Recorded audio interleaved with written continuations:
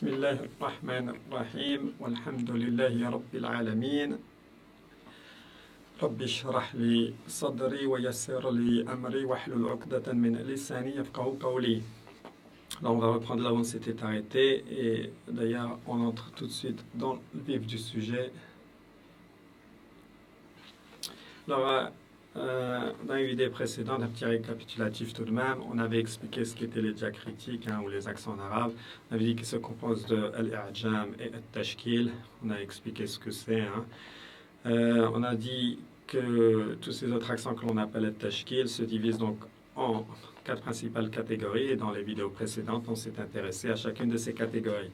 Alors la catégorie des harakat, avec le son fatha, dhamma et kasra, on a vu ça dans les vidéos précédentes et dans la vidéo précédente, on s'était intéressé à l'accent as-sukun et j'avais expliqué ce que c'était. Aujourd'hui, on va s'intéresser à l'accent tenwin. Tenwin, que vous voyez ici, les accents tenwin en l'occurrence, puisqu'il y en a trois. Alors, tenwin pour la lecture en arabe sert tout simplement à indiquer l'ajout du son n à la fin d'un mot, comme suit an, in ou un. Pour la lecture en arabe, cette fois-ci, le tanwin désigne l'ajout d'un signe diacritique à la fin d'un mot. Donc l'ajout de ces accents que vous voyez à la fin d'un mot. Ça, c'est pour l'écriture. Et pour la lecture, on a dit, c'est les sons an, in ou un à la fin d'un mot. OK? Alors, pour la lecture comme pour l'écriture, il y a trois types de tanwin. Alors, on a fathatan, le premier type de tanwin, fathatan. On a le deuxième type de tanwin, kasratan. Et on a enfin le dernier type de tanwin, dhammatan. Et vous apercevez que ces noms, fatha, fathatan, fatha, vous connaissez, vous avez déjà entendu fatha. Fatha, c'est l'accent fatha, effectivement. Et en fait, kasra, vous connaissez, dhamma, vous connaissez, vous avez déjà entendu ça. Quand on a étudié les harakat. Et en fait, le an à la fin, à chaque fois, par contre, on n'a pas encore étudié les lettres de prolongation, donc vous n'êtes pas en mesure de lire encore ces trois mots dans la langue arabe. Mais les lettres de prolongation, donc le alif ici au milieu, on verra ça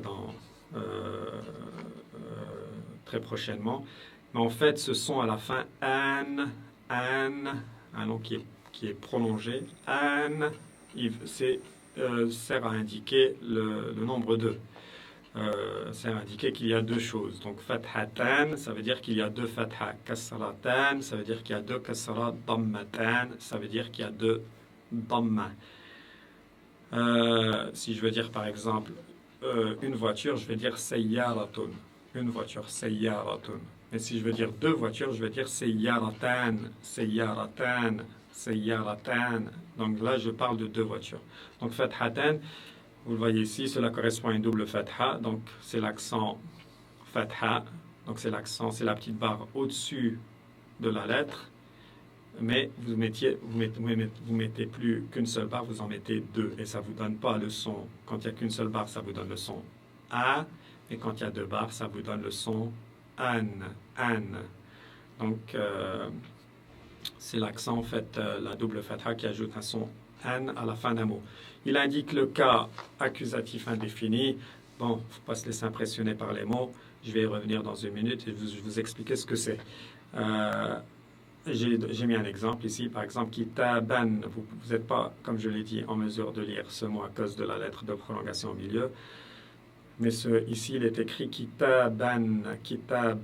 Et kitaban veut dire un livre. OK? Kitaban.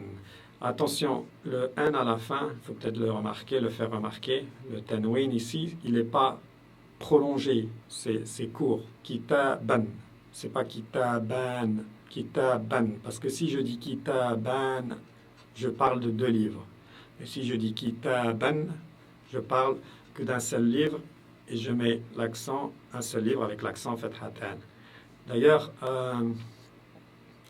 dans l'orthographe, vous allez vous apercevoir par la suite, quand vous allez avoir un niveau beaucoup plus élevé dans la langue arabe, que les Arabes arrêtent de mettre les accents quand ils écrivent. Et une manière de une indication que le mot, qu'il y a une fathatan, qu'il y a l'accent fathatan, c'est-à-dire le tanwin fathatan à la fin du mot, eh bien c'est le alif ici. Pour que vous compreniez ce que je veux dire. Ici, par exemple, kitaban, ok, kitaban, si vous voyez ici, par exemple, eh bien, ce alif dans l'orthographe sert à indiquer que il est toujours mis avec le, si vous voulez, on l'ajoute toujours pour l'accent fathatan. Donc si j'écris le même mot, kitaban, si je l'écris sans accent, ça va donner ceci. Kitaban, ok? Pardon, hein, je essayer de l'écrire de manière un peu plus, que ce soit un peu plus beau. Kitaban, ok? Ok, kitaban, d'accord? Et ça, c'est l'indication qu'il y a une fathatan à la fin du mot. Ok? Bon. Donc ça, c'est pour kitaban. Ok? Un livre. Je continue. Kasratan. Alors, kasratan, cela correspond à une double kasra qui ajoute un son in à la fin d'un mot. Ok? Donc, une seule kasra. Si je prends juste une kasra, ça me donne le son i. Mais si j'en rajoute, si je mets deux kasra, ça me donne le son in. Il indique le cas génitif indéfini, on va y revenir. Et là, vous êtes en mesure de lire avec les leçons précédentes, vous êtes en mesure de lire ce mot. Madrasatin, madrasatin, qui veut dire d'une école. En fait, je vais revenir, je l'ai dit, le kasratan ici, le tanwin, fait référence au D apostrophe, et madrasa veut dire une école, donc d'une école. Madrasatin, madrasatin, ok? Madrasatin. Vous avez enfin le dernier type de tanwin, dhammatan, dhammatan. Donc, dhammatan, cela correspond à une double dhamma, que vous voyez ici, et qui ajoute un son un à la fin d'un mot. Un. Dhammatan, c'est le son un. S'il n'y a qu'une seule dhamma, ça vous donne le son ou. S'il y a deux dhamma, ça vous donne le son un. Il indique le cas nominatif indéfini. Et j'ai pris un exemple ici. Mudarrisun, mudarrisun. Vous avez dhammatan ici. Dhammatan, donc le tanwin ici. Dhammatan, qui signifie un enseignant. Ok? Alors peut-être encore une remarque ici pour le. Donc j'explique avec la lettre ba. Si j'écris juste une fatha, ça donne ba. Si j'en mets deux, ça donne ban. Et je suis obligé, comme je vous l'ai expliqué, de toujours ajouter le alif. Ça donne ban. Si je fais la lettre ba, et cette fois-ci je mets l'accent kasra, ça me donne bi. Mais si j'en mets deux, ça me donne bin. Bin. Et pareil, enfin, je prends la lettre ba. Si je mets l'accent dhamma, ça me donne bou. Si je double la dhamma, ça me donne bun. Bun. Doubler la dhamma, il y a des gens qui l'écrivent comme ça, tout simplement. Il y en a d'autres qui vont l'écrire comme je viens de l'écrire moi, c'est-à-dire comme ça. Et il y en a qui vont même l'écrire comme ceci. Ok? Vous allez souvent voir ça comme ça. Ok? Et ça, c'est bon. Si je veux l'écrire que ce soit plus visible, c'est un peu ceci, comme ça. Ok? Ok, sur la lettre ba. Ou ta, par exemple.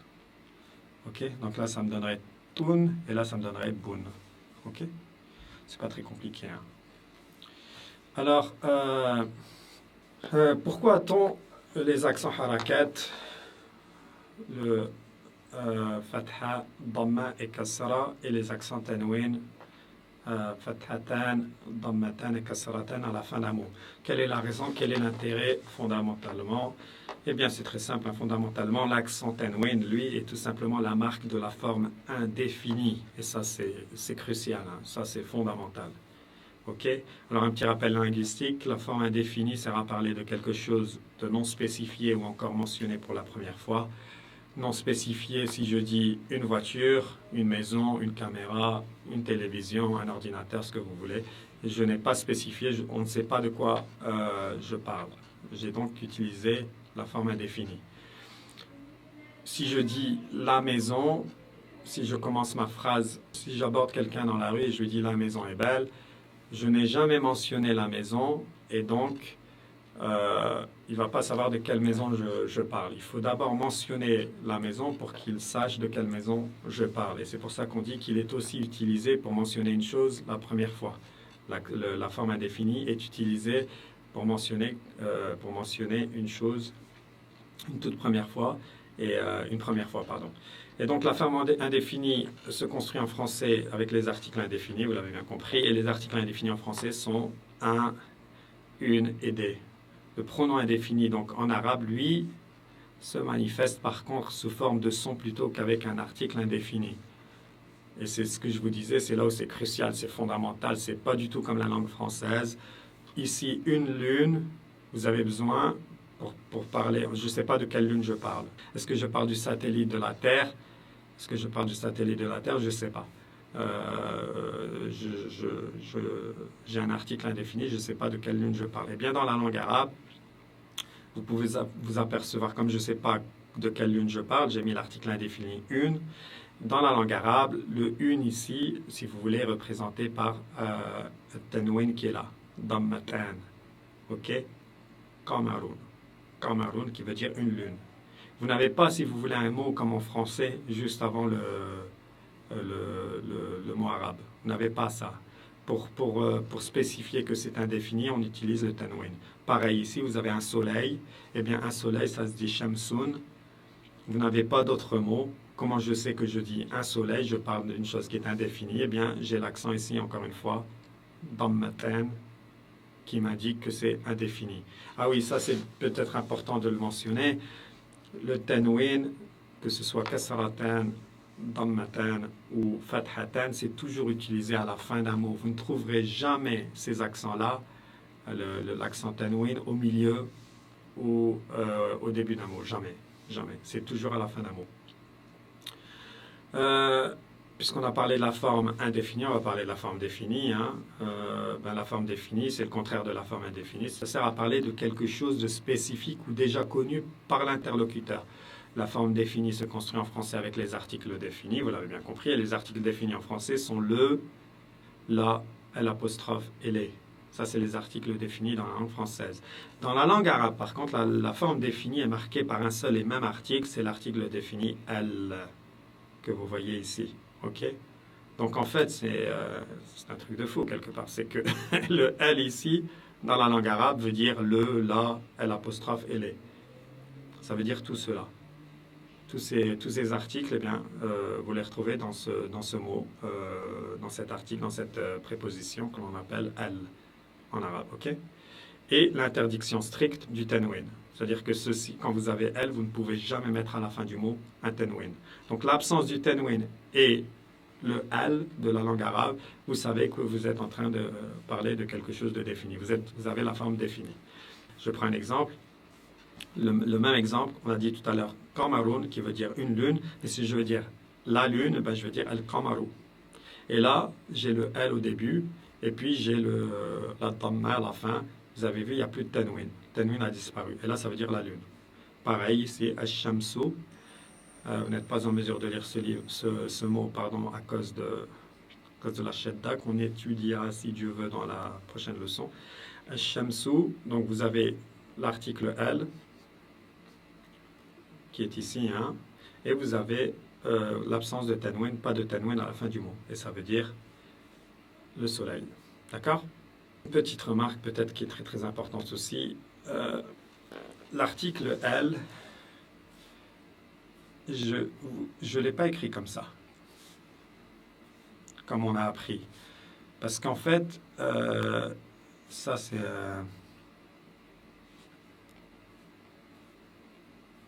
c'est un soukoun. Hein. Je ne l'ai pas écrit comme ça. Parce qu'en fait, cette lettre, en fait, je l'ai écrit comme ça. Parce que cette lettre, le alif que l'on connaît, hein, peut avoir trois sons en fait.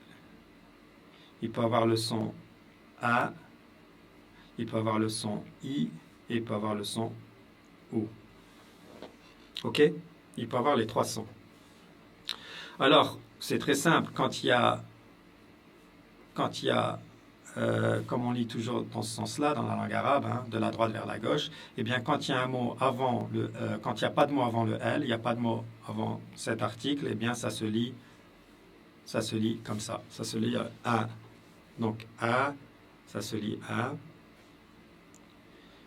Le lam est avec une seconde, donc donc je rajoute L, et ça vous donne L. L. D'accord? Maintenant, si vous avez par exemple un autre mot avant, hein, avant cet article hein, défini dans la langue arabe, même si vous prenez le dernier son que vous entendez, et le dernier son que vous entendez fait la liaison avec le lam. Ok? C'est ce qu'on appelle hamzatul wasl. On reviendra là-dessus. Hein. Ça c'est technique. Mais en gros, si je mets un wa, par exemple, eh bien, cette lettre ici, en gros, c'est comme si elle était prononcée A à cause du son wa, ici, par exemple, du son de cette lettre-là. Donc, ça vous donnerait, donc, en fait, en gros, celle-ci disparaît, et puis, ça vous fait la liaison. Ça vous donne wa, et le al, ça vous donne wal. Ok? Et pareil, si c'était par exemple, si je prends un autre mot, hein, si je prends par exemple, si je prends un mot qui finit avec le son, on va dire que le son I, ok, donc la barre en dessous de la lettre, eh bien ça vous donnerait ça disparaît, ok, vous verriez, et ça vous donne I, et avec la lettre L, il, ça vous donne il. Donc si c'était bi par exemple, si le dernier son c'est bi, je vais réécrire. Si le dernier son c'est par exemple c'est bi, hein.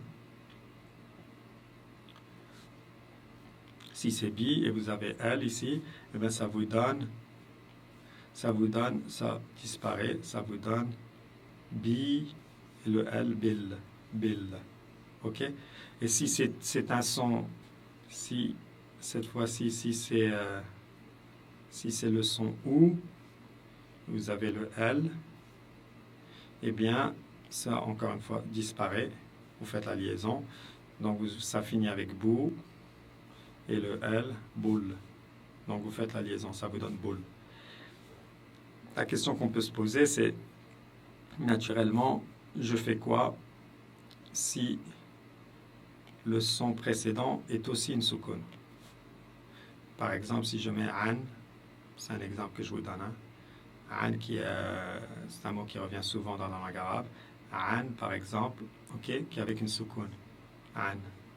Je fais comment avec eh bien, les Arabes, là, c'est au cas par cas. Mais souvent, c'est le son I ou OU qui prend le dessus. Surtout le son I. Hein. Donc ici, si je veux faire la liaison, ben, je barre mon soukoun et je mets un I. Et ça me donnerait Ani, Anil. Ça, je l'enlève et ça me donnerait Anil. Donc c'est N-I-L. Ok? Le son Ni qui est là, c'est la fin du mot. Ni, An, Ani. Et j'enlève ceci, le alif. Et le L, pardon, le L c'était avec une seconde, pardon. Le lam avec une seconde. Et ça me donne Nil, Nil. Anil, Anil. Ok? J'espère que vous avez compris, mais on y reviendra. C'est pas la peine non plus de s'attarder trop là-dessus. C'est juste une remarque. Hein. Alors pourquoi trois types de harakat, hein? Ça aussi, c'est une question qu'il faut se poser. Pourquoi trois types de harakat, alif, pourquoi trois types de harakat, fatha, dhamma et kasra, et trois types de tanwin? Fathatan, dhammatan et kasratan. On aurait pu se servir que de... Pourquoi trois sons finalement à la fin d'un mot? Et cette leçon est fondamentale. Ce que je vais vous dire là, c'est fondamental en arabe. Alors, il y a deux petits rappels linguistiques avec lesquels, par lesquels je vais commencer. Hein. Alors, le premier rappel, c'est que la structure d'une phrase en langue française, quand j'étais plus jeune, c'est ce qu'on nous avait appris. Une phrase dans la langue française se structure de la manière suivante, sujet, verbe et complément. Okay? Si je prends l'exemple ici, l'homme mange la pomme de l'enfant, eh bien l'homme, c'est le sujet, mange, c'est l'action, la pomme est l'objet et l'enfant est le possesseur. C'est une relation d'appartenance qu'on appelle le génitif. Et ça, c'est fondamental, hein, parce que sans qu'on s'en rende compte, dans la plupart des langues, c'est comme ça qu'on parle. On a toujours un sujet, on a toujours une action, et on a toujours un complément. Et même, on a très, très, très souvent des relations d'appartenance, qu'on appelle des relations d'appartenance, le cas du génitif, et je vais revenir dans une seconde. Les relations d'appartenance, c'est quand je dis, par exemple, la maison du voisin. Sans me rendre compte, je suis en train de faire une relation d'appartenance dans ma façon de parler. La maison du voisin, c'est la maison de qui? Du voisin. La pomme de l'enfant. La pomme de l'enfant, je parle de la pomme de l'enfant. Donc, la pomme appartient à l'enfant. J'ai une relation d'appartenance entre la pomme et l'enfant. La télévision du magasin, par exemple. Bien, la télévision appartient au magasin. On a une relation d'appartenance. Et on parle souvent de cette manière-là sans même s'en rendre compte. Si je reprends l'exemple de la télévision du magasin, je peux dire la télévision du magasin est cassée. Ces relations d'appartenance sont beaucoup plus utilisées que l'on ne le croit. Et ça, c'est important de le faire remarquer. Le deuxième rappel, c'est qu'en grammaire, on distingue différents cas qui marquent la fonction grammaticale des mots dans la phrase. Alors, rappelons rapidement ce que c'est la grammaire. La grammaire, c'est très simple, c'est la science des structures et des règles d'une langue. Hein. Donc, en gros, quelle que soit la langue, eh bien, vous apercevez que chaque mot est structuré d'une certaine manière. Il y a certaines règles. Quand je dis structuré, c'est-à-dire que le mot peut être un nom, le mot peut être peut-être un adverbe, un adjectif, etc.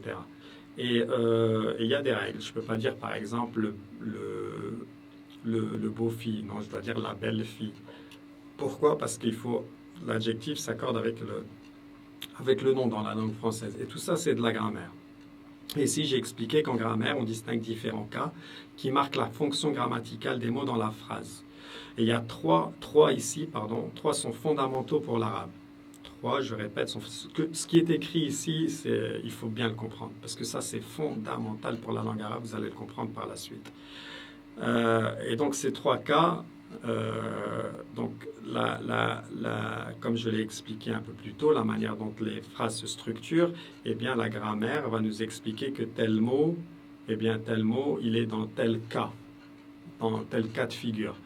Et pour dire quel est le cas de figure, eh bien, la grammaire dans la langue française a décidé de distinguer ces cas de figure, de leur donner des noms à ces cas de figure. Le premier cas de figure, c'est ce qu'on appelle le cas du nominatif, ou le nominatif tout simplement, qui est utilisé pour le sujet de la phrase. Il indique qui ou quoi effectue l'action du verbe. Ce que j'expliquais il y a à peine quelques secondes avec la manière dont est structurée une phrase dans la langue française. Mais donc le nominatif, comme je viens de le dire, est utilisé pour le sujet de la phrase. Le sujet, celui qui fait l'action, ok? Celui qui effectue l'action du verbe. Le deuxième cas, c'est le cas de l'accusatif. Et le cas de l'accusatif est utilisé pour l'objet direct ou indirect, c'est-à-dire le COD ou le COI, ok? Complément d'objet direct ou complément d'objet indirect. Et il montre qui ou quoi reçoit directement l'action du verbe. Dans l'exemple que j'ai donné, si on retourne dans l'exemple, l'homme mange la pomme de l'enfant, celui qui reçoit l'action, c'est la pomme. La pomme, ici, est l'objet. Et ça, donc la pomme est dans le cas de l'accusatif, ok? La pomme, en grammaire, et dans le cas de l'accusatif, dans le cas de figure de l'accusatif. Le génitif, lui, ici exprime la possession, l'appartenance, que j'expliquais aussi il y a quelques instants. Donc il est souvent traduit en français par de ou du. Ok, c'est ce que j'expliquais il y a quelques instants. Donc cette appartenance entre deux choses. La maison du voisin, eh bien la maison appartient au voisin. La maison du voisin, eh bien vous apercevez qu'en fait, la maison du voisin, vous avez une relation d'appartenance. Et en grammaire, on va dire ce cas de figure, cette relation d'appartenance, on va appeler ça le cas du génitif ou le génitif. Et chaque cas en arabe, écoutez bien, ça c'est j'ai envie de vous dire, c'est la cerise sur le gâteau. Chaque cas en arabe modifie la fin d'un mot. Et vous savez, je viens de poser la question il y a à peine quelques minutes. À quoi servent tous ces accents tenwin, an, in, un et harakat, a, i, ou à la fin d'un mot? Eh bien, ils servent à cela. Ils servent en arabe à distinguer les cas de figure de ces mots-là. Est-ce que le mot, est-ce qu'il est au cas du nominatif? Est-ce qu'il est au cas de l'accusatif? Est-ce qu'il est au cas du génitif? Donc chaque cas en arabe modifie, comme je l'ai écrit ici, la fin des mots, principalement des noms, des adjectifs et des adverbes pour montrer, comme il est écrit ici, pour montrer leur rôle dans la phrase. Donc avec la fin du mot, la manière dont le mot se termine, avec quel sens le mot se termine, eh bien, je suis en mesure de distinguer s'il s'agit d'un sujet, d'un objet ou d'une relation d'appartenance. Donc ici, je l'ai écrit ici, et c'est incontournable dans la langue arabe. Là, vous avez la règle d'or, sauf exception, il y a toujours des exceptions à la règle, mais la règle d'or, et ça, je veux que vous le... Ça je veux que s'il y a quelque chose qui est... Si vous devez retenir quelque chose de cette leçon, c'est ce qui est écrit ici. Ça, c'est fondamental. Vous allez vous en apercevoir par la suite quand vous allez approfondir vos connaissances dans la langue arabe. Eh bien, le nominatif, c'est-à-dire le cas du sujet et de l'attribut du sujet. Bon, l'attribut du sujet, je vous laisse aller regarder ce que ça veut dire. Hein. Eh bien, le nominatif, c'est-à-dire le cas du sujet ou de l'attribut du sujet, indique toujours le faiseur, l'auteur de l'action ou le sujet. Et les accents utilisés dans la langue arabe sont toujours un ou ou. Je répète, le nominatif, qui indique le cas du nominatif, qui indique quoi réellement? Eh bien, il indique le faiseur, il indique l'auteur de l'action, il indique le sujet. Eh bien, cela, dans la langue arabe, je vais le savoir. Comment je vais le savoir? Parce qu'à la fin du mot, je vais trouver ces accents-là, un ou ou. Quand je vois ça à la fin du mot, je sais que je suis en train de parler du faiseur de l'action, de l'auteur de l'action ou du sujet. Pareil, l'accusatif ici, c'est-à-dire le cas du complément d'objet, indique toujours le receveur de l'action ou l'objet. Et les accents qui vont être utilisés dans la langue arabe, eh bien, ce sera toujours fathatan et fatha. Quand je vois ceci à la fin d'un mot, je sais que je suis en train de parler du receveur de l'action ou de l'objet. C'est incroyable quand même. Cette règle-là, elle est cruciale, mais en même temps, elle est surprenante. Elle est très très bien pensée, cette règle-là. Le génitif, donc, c'est-à-dire le cas du complément du nom, indique le possesseur ici. Le génitif, je répète, c'est-à-dire le cas du complément du nom, indique le possesseur dans la relation possédé-possesseur. Le possesseur, si je dis la maison du voisin, le possesseur, c'est le voisin. Si je dis la vache du fermier, le possesseur, c'est le fermier.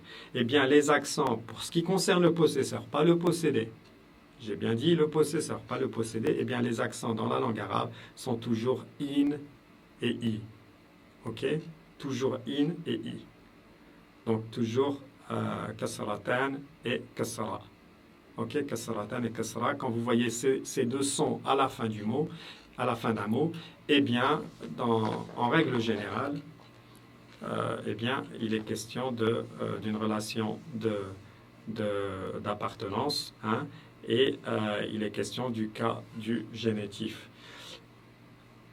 C'est pas le seul cas où on met ces accents-là. Vous ne trouverez pas ces accents-là que pour ce qui concerne le possesseur. Hein. Vous les trouvez aussi, ces deux accents-là, le son in et le son I, vous les trouvez aussi après, ainsi qu'après, comme je l'ai écrit, ainsi qu'après grand nombre de prépositions. Les accents qui sont utilisés sont les accents in et i. Ok, donc si j'utilise en arabe bi, an, fi, etc., c'est des prépositions, ce que je viens d'énumérer. Eh bien, après ces prépositions dans la langue arabe, vous apercevrez que la règle, c'est que les mots s'écrivent à la fin avec kasratan et kasra, s'écrivent avec les sons i et in. D'accord? Si on prend un exemple pratique, un homme mange le pain de l'enfant. Rajulun ya'kulu khubza al-walad. Khubza al-waladi.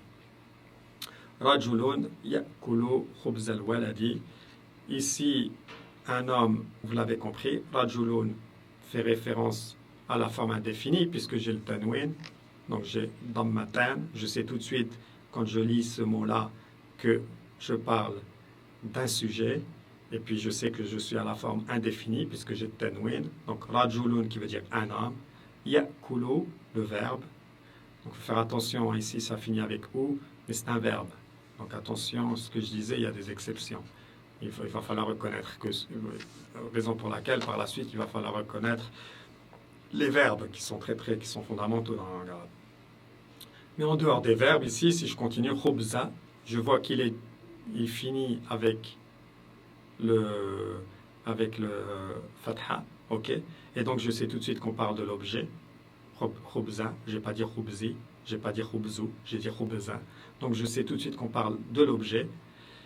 Et al-waladi, je vois qu'il y a une kasra ici, et donc je sais tout de suite qu'il y a une relation d'appartenance. Et donc ici, rajulun ya'kulu khubz al-waladi, qui veut dire un homme mange le pain de l'enfant. Ok?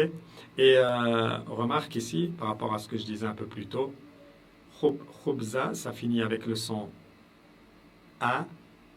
Donc le alif ici, vous l'éliminez, vous faites la liaison et ça vous donne khubzal walad. Khubzal waladi. Khubzal waladi. Khubzal waladi. Ok? Khubzal waladi. Donc rajulun ya'kulu khubzal waladi. Donc voilà pour l'essentiel. Hein. Je sais qu'elle est un peu compliquée. C'est certainement la leçon la plus compliquée que je vais faire en ce qui concerne cette série, en ce qui concerne la série apprendre à lire et écrire l'arabe. Mais elle est indispensable, elle est nécessaire. Enfin, une dernière chose, attention, prononciation. J'ai écrit ici, vous avez ici al-qamar. Al-Qamaru, et vous avez ici Ash-Shamsu. Alors, si vous écoutez, si vous faites attention à la manière dont je prononce les choses, j'ai dit Al-Qamaru. Al-Qamaru. Donc, le lam ici s'entend très très bien. Al-Qamaru. Par contre, j'ai écrit ici quand je prononce, je dis Ash-Shamsu. Ash-Shamsu. Je prononce plus le lam. Ok? Le lam ici, vous l'entendez plus du tout. Le lam qui est ici, vous l'entendez plus du tout. Ash-Shamsu, Ash-Shamsu, Ash-Shamsu, Al-Qamaru, Al-Qamaru. Là, vous l'entendez très très bien. Eh bien, ça, c'est en grammaire, en grammaire arabe, les lettres, ce qu'on appelle les lettres Shamsiya, les lettres solaires, et les lettres Qamariya, les lettres lunaires, se réfèrent à une classification de l'alphabet arabe basée sur la façon dont l'article définit elle. Donc l'article défini, le lam, ici, est prononcé lorsqu'il précède un mot.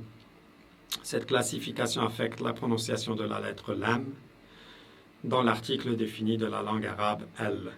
Donc en gros, c'est ce qui est écrit ici, c'est ce que je viens de vous expliquer. Parfois, le lam ici va se prononcer et parfois, il ne va pas se prononcer. Et comment je sais quand est-ce qu'il se prononce et quand est-ce qu'il ne se prononce pas?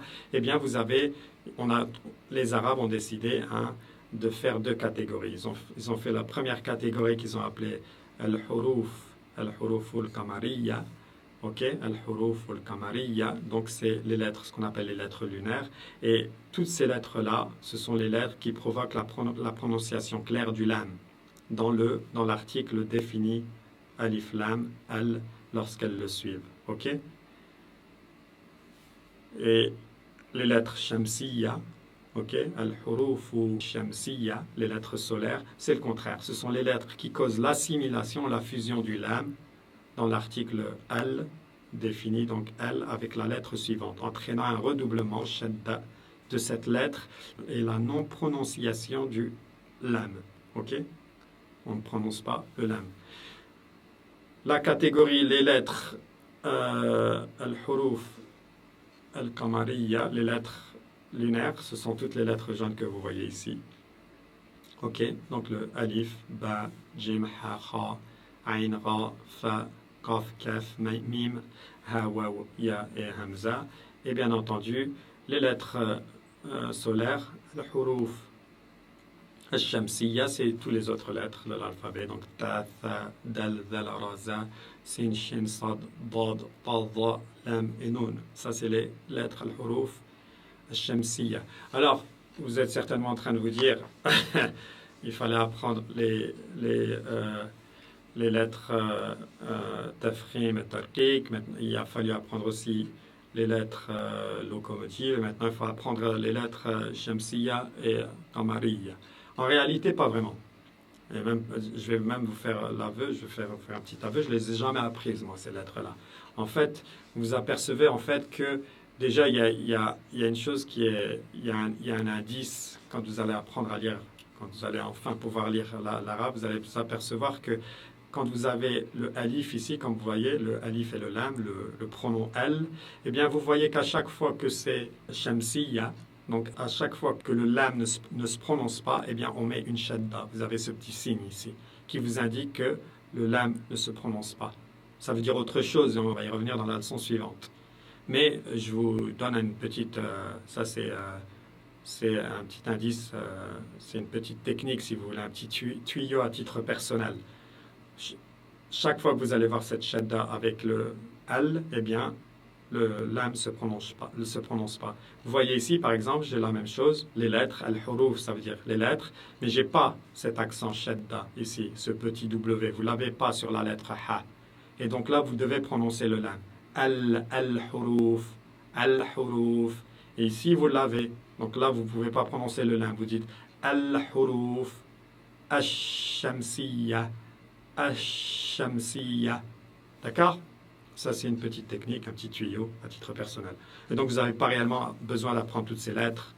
Vous allez voir, à force de lire l'arabe, etc., par la suite, etc., vous allez voir que vous allez finir par prononcer ces lettres sans même vous en rendre compte. Vous allez finir par appliquer la règle sans même vous en rendre compte. Donc, voilà. Donc, maintenant qu'on a vu tout ce que j'ai dit, ici, vous êtes maintenant en mesure de lire la lettre, l'accent tanwin, et donc les lettres avec l'accent tanwin. Ici, comme je l'ai dit, an vient toujours avec le alif, donc an, ban, tan, san, ton. Attention, pareil, hein, quand elles sont les lettres, quand elles sont lourdes, on ne dit pas tan, on dit ton, pon, pa, pa. C'est lourd, c'est tafrim. Ton, ton, dhon, kan, lan, yan, etc. Et donc j'ai mis quelques mots pour vous entraîner. Hein. Vous n'allez pas être en mesure de lire certains mots à cause des lettres de prolongation, hein. Mais vous pouvez les laisser soit pour... vous pouvez essayer de lire ce que vous savez déjà lire. Okay? Ici, par exemple, c'est ha, siben, ha, siben. Vous n'êtes pas en mesure de lire ceci, donc vous pouvez lire juste siben. Ici, il y a des mots, par contre, que vous êtes en mesure de lire ici. Par exemple, ici, celui-ci, par exemple. Ja, na, fan.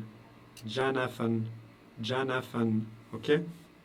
Et vous continuez. Vous avez pareil ici avec... donc, ici, on s'était intéressé au fathatan, hein, le son an et l'accent fathatan que vous voyez ici, hein, fathatan, les deux barres au-dessus de la lettre. Ici, in, vous voyez l'accent kasratan sur les lettres de l'alphabet. Donc, in, bin, tin, thin, jin, hin, khin, pareil, dhin, ain, etc. Et vous êtes en mesure de lire parfois certains mots. Par exemple, ici, par exemple, essayez de trouver un mot, il n'y a pas de... Bon, il y a des lettres de prolongation, donc c'est un peu difficile pour vous de lire ces mots-là.